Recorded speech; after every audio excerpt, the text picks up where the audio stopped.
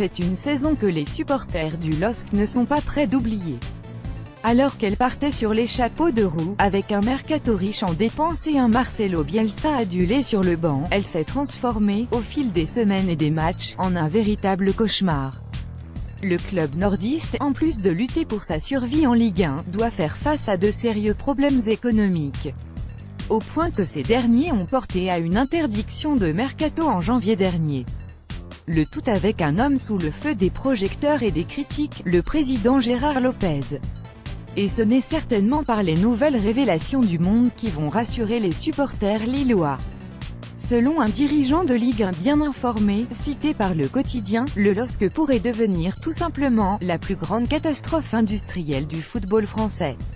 Mais comment est-ce possible, alors que la DNCG, le gendarme financier du football français, veille au grain? Toujours selon Le Monde, cette dernière pourrait s'être montrée un peu laxiste avec le club nordiste.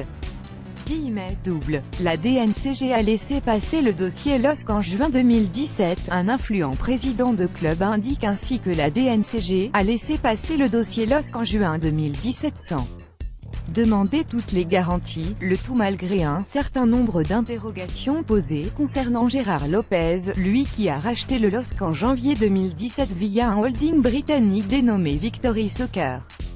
Mais également grâce à des emprunts effectués avec le fonds américain d'investissement Elliott Management. Dans un premier temps, le gendarme financier n'avait ainsi pas validé le budget lillois.